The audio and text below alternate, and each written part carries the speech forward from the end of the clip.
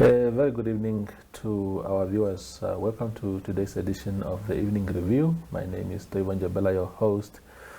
Tonight we are addressing the elephant in the room, and that is really the electricity situation in the country, seeing that the Electricity Control Board last week Friday announced new tariffs in that regard.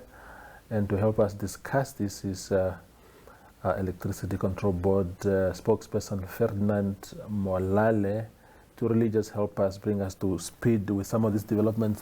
Thank you very much, Ferdi, for coming. Thank you, Toivo, and thank you for inviting the ECB to the Evening Review. Yeah, wonderful. Thank you.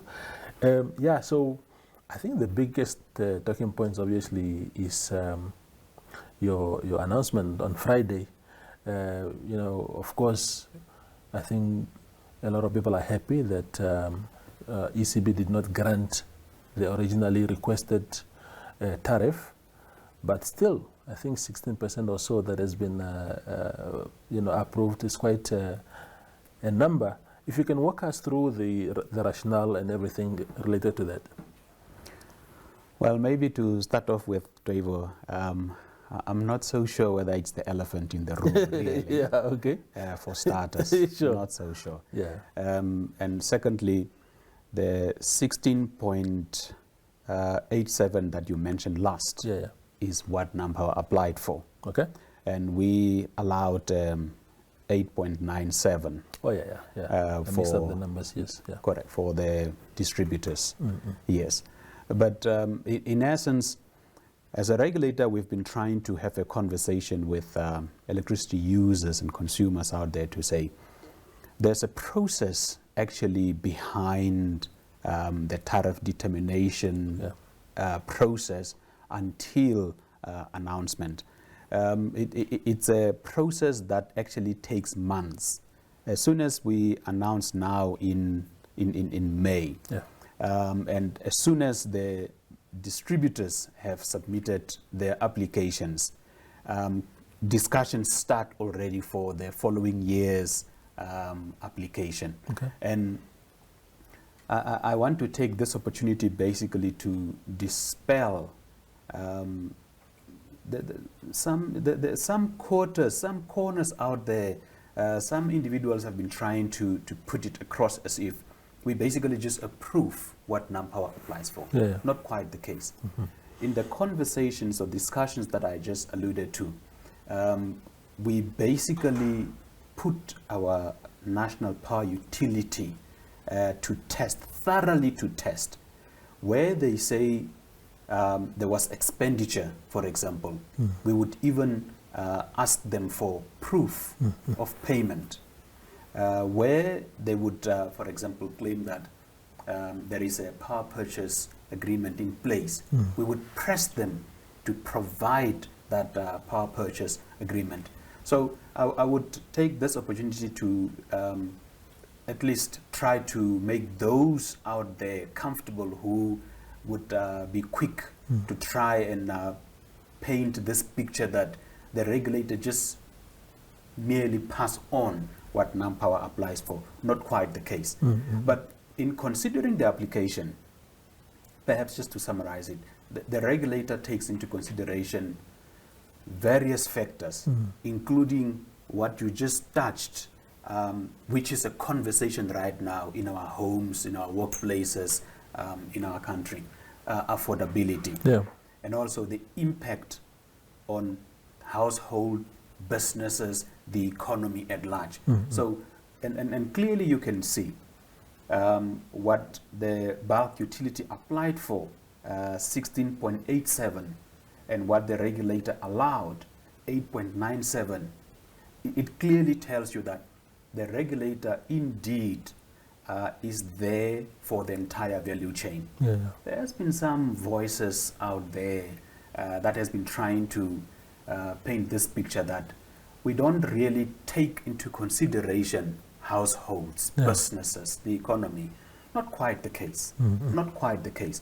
And in this case, we use the long-run marginal cost fund, which is a fund that is there through our Ministry of Mines and Energy to assist where the industry, electricity industry, would need help. Mm-hmm. If, for example, in this case, it is to cushion end consumers against this price shock, then we utilize funds from this fund to cushion the end consumers, businesses, the economy out there. Hence, that 8.97% from that 16.87%. So it is not entirely true that the regulator is inconsiderate at all. Not entirely true. The regulator takes care of the entire value chain. Yeah, wonderful. Yes. How often, how frequent does it happen that you had to approve tariffs? Is it an annual thing? When, for example, when last did you have the last tariff increment? In the case of Namibia, it's annual. In some jurisdictions, it's multi-year. Like our neighbors, South Africa, for example, they have a multi-year determination process. Ours is annual. And that's why I said earlier on that as soon as the distributors have applied to the regulator, discussions already start between ECB and NamPower. Our teams start engaging already on the requirements for the following year.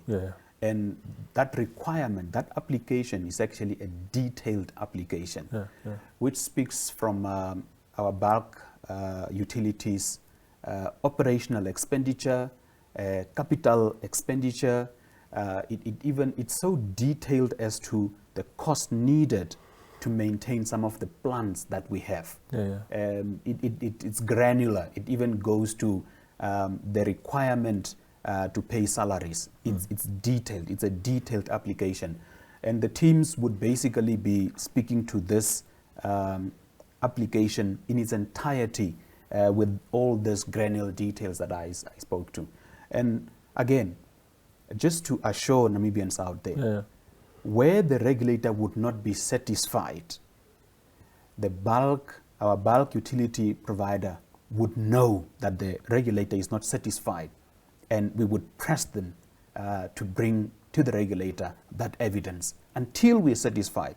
And it's this type of considerations that actually brings to the table a tariff such as 8.97 from 16.87. You can clearly see there that there has been a lot of interrogation that went into that application that took place.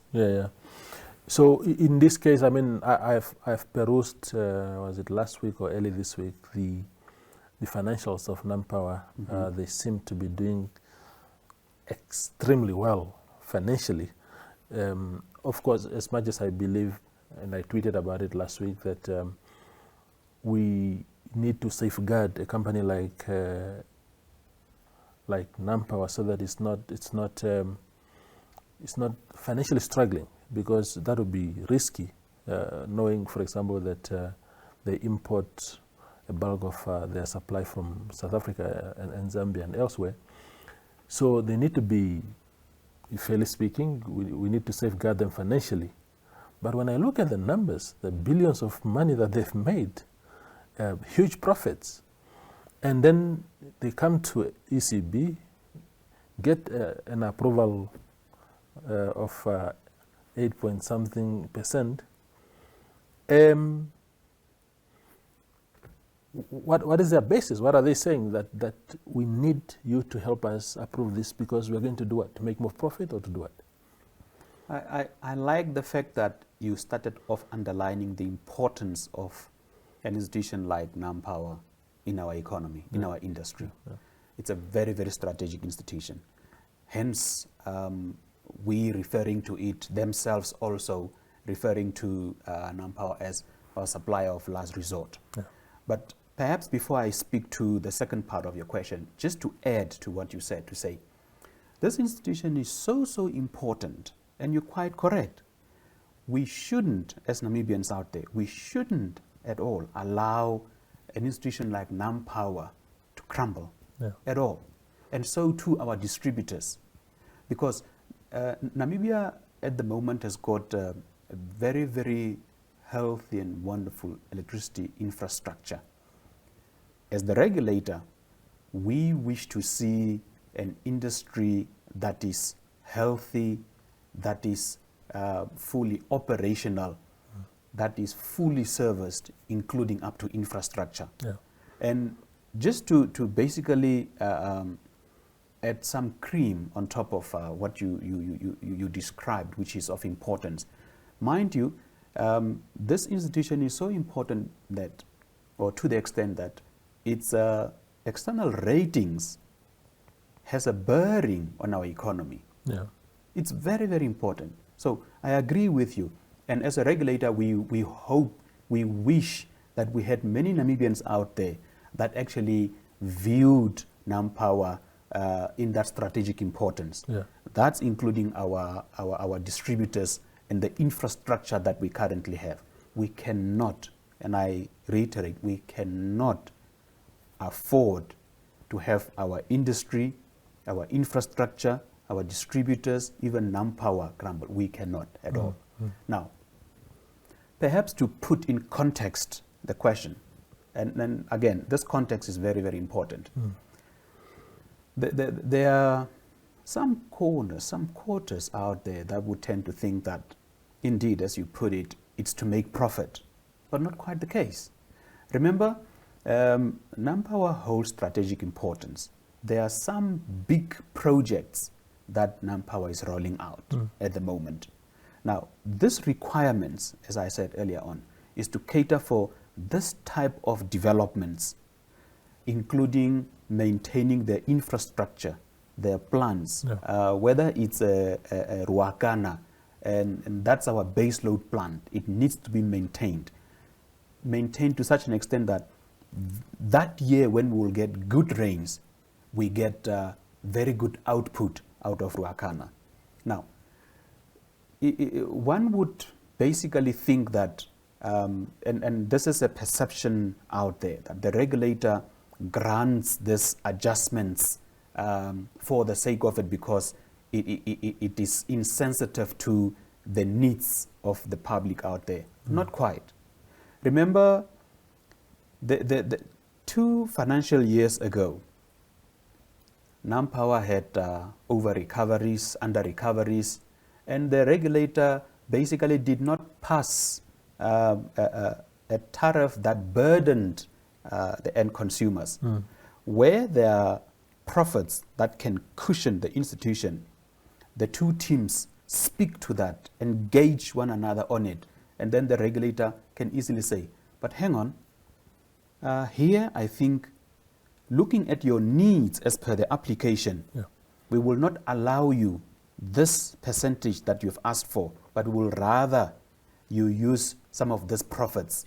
And again, when the regulator comes to the table with such a proposition, it would basically be to cushion businesses, industry, and consumers out there. And the 2 teams in the interactions, in the engagements, would basically also agree, because the economy is going to suffer, isn't it? Businesses are going to suffer. Households are going to be burdened. Like, for example, the year that I'm talking about, 2017-2018, when the regulator passed a minimal amount on that bulk tariff application, there was some relief to the end consumer. It was then a matter of seeing and speaking to the needs of the distributors. And again, I'll take this opportunity to also assist some Namibians out there who would look at our distributors as middlemen that are there to milk end consumers. Not quite. But maybe one understands, perhaps because of lack of understanding of how the structure, how the industry is set up. For that power to arrive to you and I at home, it has to be stepped down. It has to be stepped down to the requisite voltage for our use at household level. Now we hear voices out there saying, let's remove them. Well, if you appreciate the functioning of our industry, you will see that in those jurisdictions or in those areas where we have our REDs, whether it's Erongoret, whether it's Senoret, whether it's Noret, the debt burden is not the same as in areas where we do not have this formalized structures. So right there one can see that that difference in itself speaks volume, isn't it? Yeah. It speaks volume.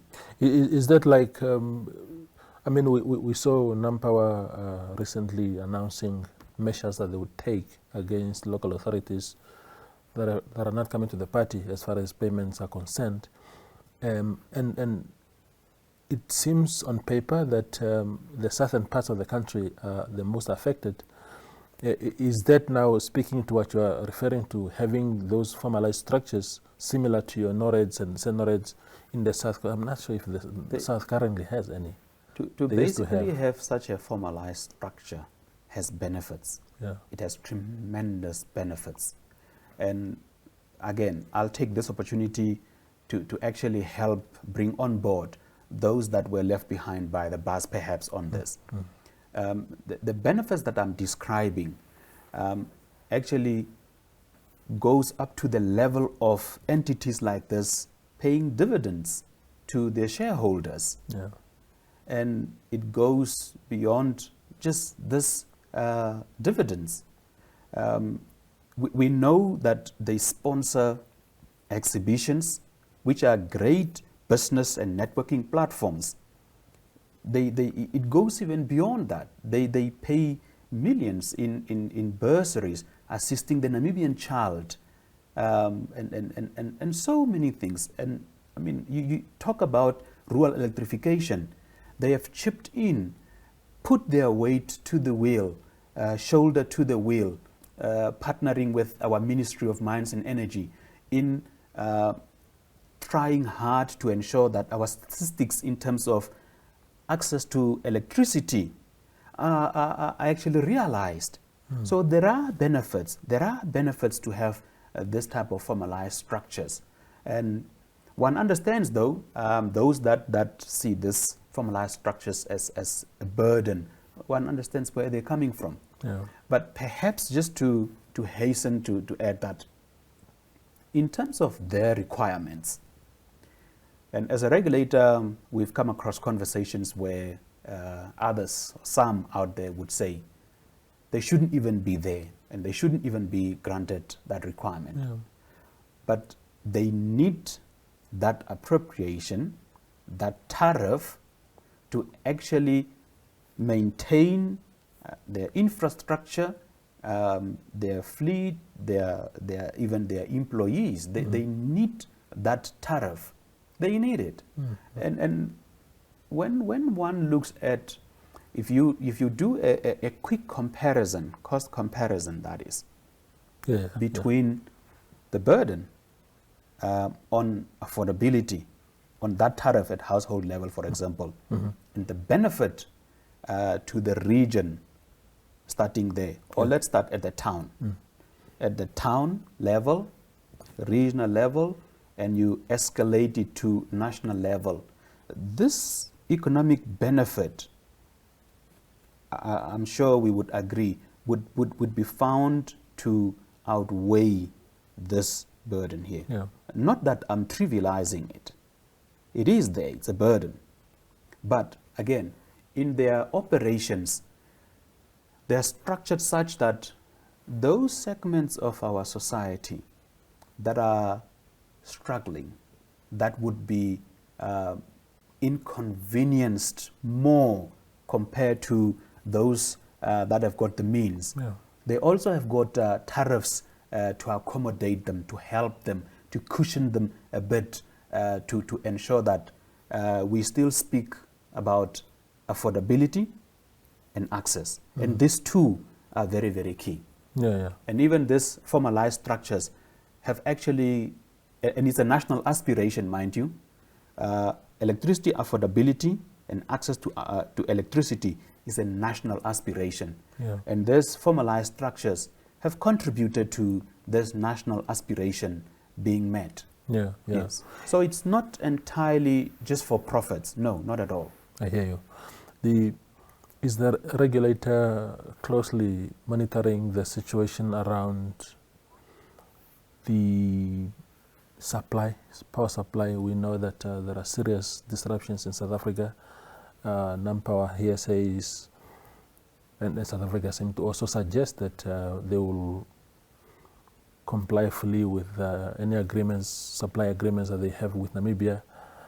But there's a sense of distrust in the public, people wondering whether indeed this, because South Africa at the end of the day will prioritize its citizens. And people fear that if it comes to a point where they need to pull the plug, they would do that. Is it something that you're monitoring as a regulator, and what kind of conversations are taking place between yourselves and the utility entity? I actually like the way you started off, appreciating the fact that there are formalized engagements on this type of developments. It's actually good. And again, one just hopes that other Namibians out there would speak to this fact. Yeah. There are formalized engagements. And this formalized engagements goes beyond or outside the boardrooms of NamPower, to the extent that they have this conversation to assure our government with our minister and also with us as regulator and as key stakeholders in electricity supply. We jointly monitor this, and whether the regulator, whether the ministry, whether themselves as NamPower on numerous occasions have actually confirmed what you started off with, to say there are firm contracts in place, there are arrangements in place, which arrangements Eskom in this case would honor. And they are such that before they are breached, there would be conversations, interactions that takes place. And on numerous occasions, we've also gone on to say, on our own as Namibians, apart from being fortunate to have an institution like NamPower that is able to go in the region, find that power when we need it to keep the lights on, we are also aggressively working on our own projects. Yeah.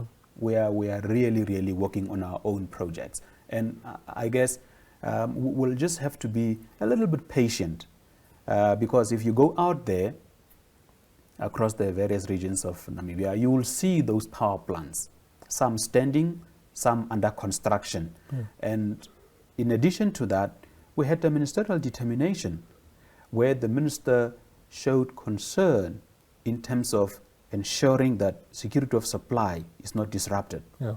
And this conversation of security of supply is an ongoing conversation.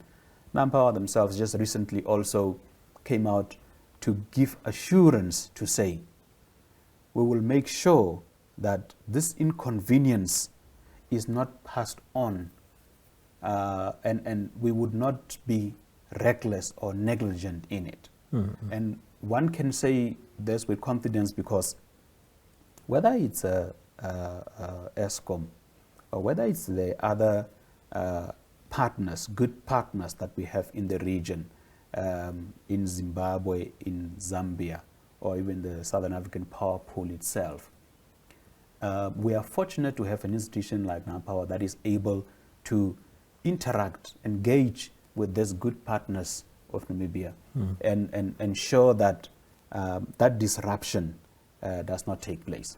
Absolutely. And maybe just also to hasten to add, when NamPower communicated the mechanisms or the measures that you described earlier on as per their credit policy, as a regulator, we picked up concerns, voices out there that spoke in the direction of the impact of such measures, yeah, or disruption of security of supply. And some voices were even asking whether we are aware of that impact, or whether NamPower was aware of that impact. I can confidently say that the regulator is aware, NamPower themselves are aware. They've spoken to this and the importance thereof, that security of supply is not disrupted. Even our own Minister of Mines and Energy, in giving that assurance, even at the energy conference that just took place, spoke in that direction to say, we are aware. And before that happens, the minister would have intervened. NamPower would have taken some action. The regulator would also have jumped from its chair. Yeah. So we are aware of this, and there's no way that these partners will basically sit back, fold their arms, and allow this situation to spill, for a lack of a better word, just because they don't have it on their microscopes. They do. It's on our spotlight. Absolutely. Yes. Mr. Molale, it was a pleasure having you. I hope to engage you more. I think there will be a lot of things happening, and we will be bothering you a lot to come and fill the nation in on what is happening. That's Ferdinand Molale. He's the spokesperson of the Electricity Control Board, really contextualizing the tariffs that were approved recently, and of course what the future looks like. Thank you for watching.